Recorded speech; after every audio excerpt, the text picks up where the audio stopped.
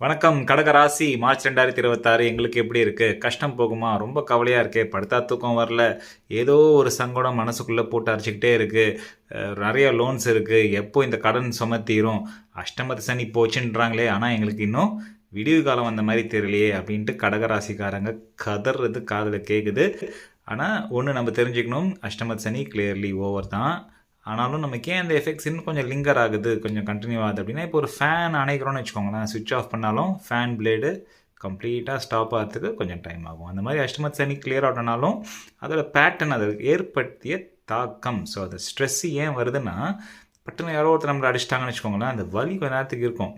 அந்த ட்ரோமா போனாலும் அந்த நம்மளோட சைக்காலஜிக்கலாக அதோட ஃபீலிங் வந்து இன்னும் மாறாமல் இருக்குது. ஸோ முதல் விஷயம் இந்த மார்ச் மாதம் கடகராசிக்காரங்க கெரியர் எல்லாத்தையும் பார்க்கறதுக்கு முன்னாடி பண்ண வேண்டிய ஒரு விஷயம், நம்மளோட மனநிலைமையை கண்டிப்பாக மாற்றணும்.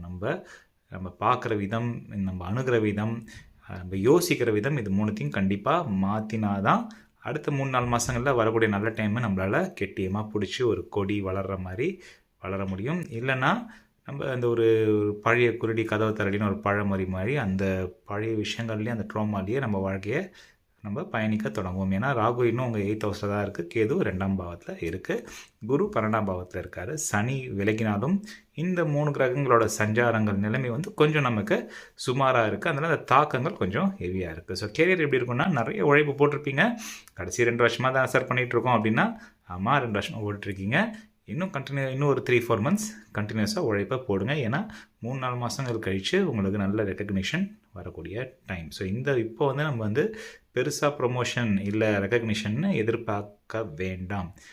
நீங்கள் 3-4 மாதம் கழிச்சு தானாக அது தேடி வரும், நீங்கள் சேஸ் பண்ண தேவையில்லை. இப்போ ஃபினான்சஸ் எப்படி இருக்குது அப்படின்னா, காசு வந்தாலுமே டக்குன்ட்டு அதை வச்சு இன்னொரு லோன் வாங்கிடலாமா, எனக்கு ஒரு சேலரி ஹைக்கு கிடச்சிது அதனால் இன்னொரு லோன் அப்ளை பண்ணி இன்னொரு பழைய லோன் அடைச்சிடலாமா, லோன் வாங்கி லோன் அடைக்கிறது நல்ல பாலிசி கிடையாது. ஸோ கடன் நீங்கள் கொஞ்சம் பார்த்து அணுக வேண்டிய ஒரு விஷயம்.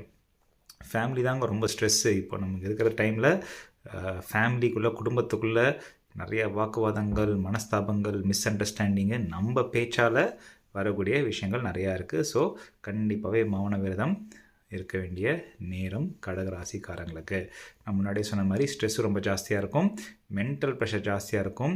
ஸோ அமைதி, மெடிடேஷன், கண்டிப்பாக தினமும் ஓம் நம சிவாயா அப்படின்ற அட்லீஸ்ட் ஒரு மந்திரத்தை 27 வாட்டியோ 28 வாட்டியோ இல்லை 108 வாட்டியோ கண்டிப்பாக சொல்லிட்டு வர கொஞ்சம் வாழ்க்கை முன்னேறும். வாழ்த்துக்கள்.